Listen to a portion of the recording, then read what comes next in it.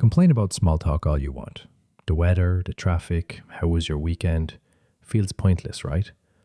70,000 years ago, that exact kind of chatter kept people alive. Skip it and a hunting party might leave without you. Skip it long enough and a whole band might decide you're not worth feeding. Here's the part that started all of it. Around 2 million years ago, early humans left the forest canopy for the open savanna. Fewer trees meant fewer places to hide from lions, hyenas, and saber-toothed cats. The old primate solution was safety in numbers. A bigger troop means more eyes watching for danger and more bodies to fight it off. Fossil evidence from sites like Kubi Fora in Kenya shows hominin group sizes climbing steadily through this period, alongside a brain that was quietly getting bigger too. But every new member added to a group is one more relationship to track, one more person who might steal your mate, your food, or your standing. Bigger groups solved the predator problem and created a social one. Something had to manage all that new complexity, and grooming was already stretched to its limit. Chimpanzees spend up to a fifth of their waking hours picking through each other's fur. It looks like hygiene. It functions as bonding. And every grooming session sends a signal. I trust you. Back me up later. Baboons do it. Gorillas do it. Every primate that lives in groups does it. But grooming has a ceiling. You can only run your fingers through so many backs in a day, and most primate troops cap out around 50 members before the mat breaks down. Somebody always gets left out. Dunbar didn't stop at one number. He mapped several circles around every person, layer by layer. The innermost layer, about 5 people, holds your closest support. The ones you'd call at 3 a.m. Add 10 more and you get 15. Your close friends. People you'd trust with a real problem. 50 makes a wider layer. Casual friends you'd invite to a party.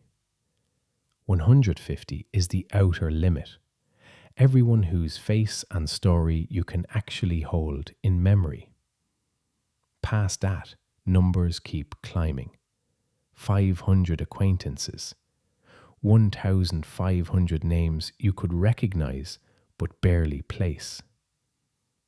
Each layer costs more attention to maintain than the one before it. And attention was the resource that ran out first.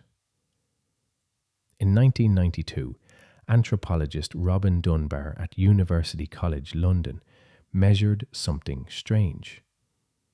Across dozens of primate species, brain size predicted group size almost perfectly. The bigger the neocortex relative to body size, the more individuals a species could track socially. Run the human numbers through that same formula and you land on the same number, 150. The rough ceiling on how many relationships one person can maintain. But 150 people can't all groom each other one at a time. There isn't enough daylight in a day for that. Dunbar's answer? Language took over the job. You can talk to 3 or 4 people at once. You can't groom 3 or 4 people at once. Voice did what fingers on fur couldn't scale to do. Gossip wasn't the only tool. Dunbar's later research, published in 2011, looked at laughter. Get a group laughing together, and their pain threshold measurably rises, tested with blood pressure cuffs and ice water. Shared laughter releases endorphins, the same chemical reward grooming triggers in a chimp's brain. A joke that lands in a group does socially what fingers combing fur used to do physically, and it works on far more people at once. Watch any campfire circle today. The story matters less than the laugh that follows it. That laugh does the same job it did 70,000 years ago. It turns strangers into a team fast. So Dunbar tested what people actually talk about.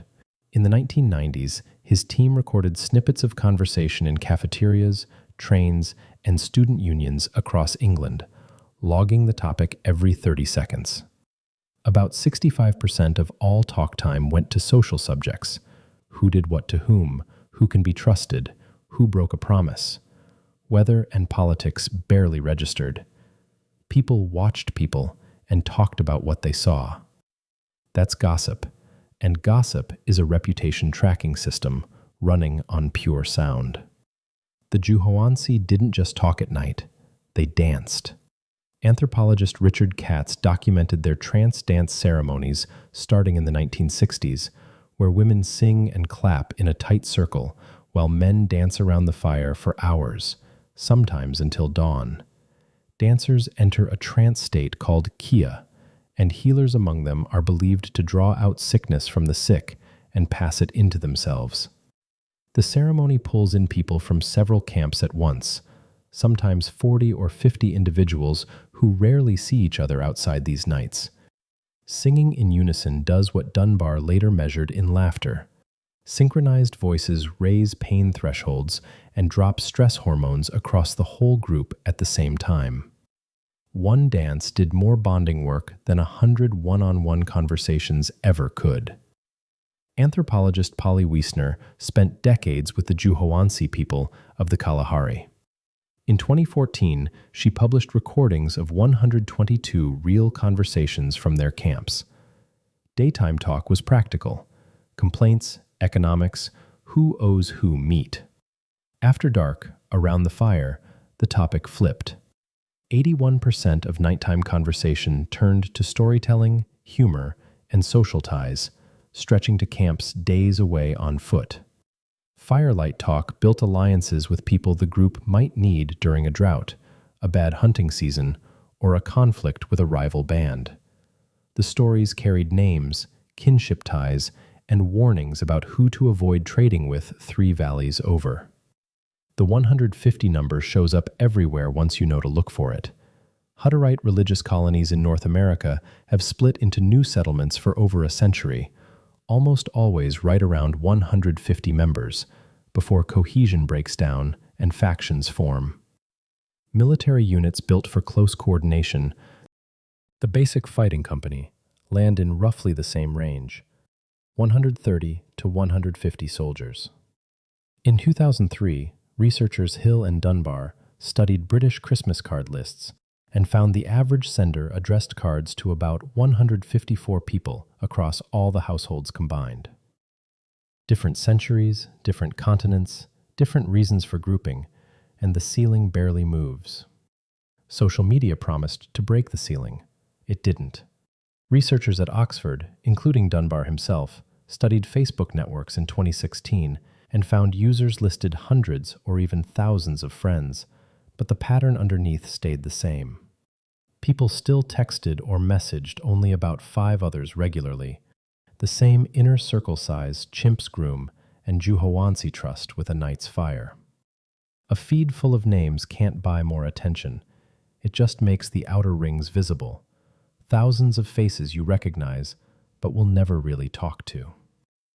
Here's why any of this mattered. Hunter-gatherer survival ran on sharing meat, sharing water, sharing shelter during a storm. But sharing only works if cheaters get caught. A hunter who quietly keeps the best cuts for himself, a group member who never returns a favor, these people threaten the whole system. That policing job fell to gossip, long before written law, before chiefs or courts. Talk about someone's bad behavior at the fire, and by morning the whole camp knows not to trust him with the next hunt. Sailors figured this out long before anthropologists gave it a name.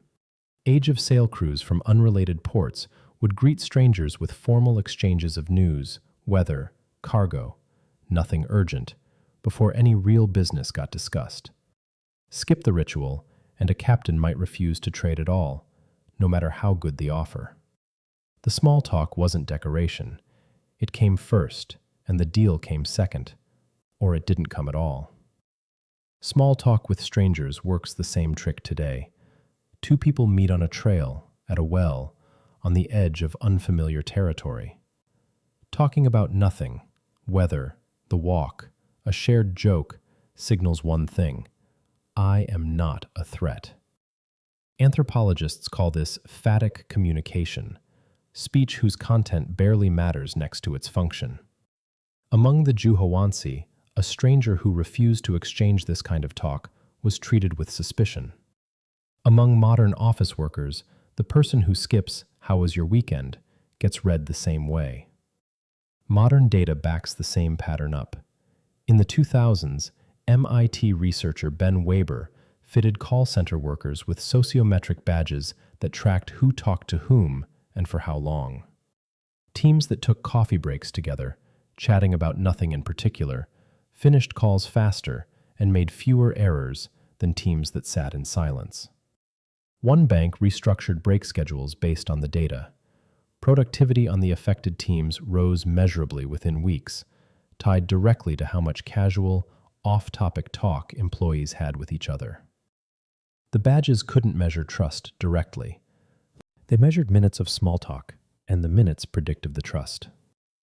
Surgeon General reports from the US in 2023 called loneliness an epidemic, linked to health risks on par with smoking 15 cigarettes a day. Roughly half of American adults reported measurable loneliness in surveys that year. Compare that to a Juhansi camp, where nobody eats a meal without at least a few words passed across the fire first. The tools changed. Phones replaced firelight. Feeds replaced storytelling circles.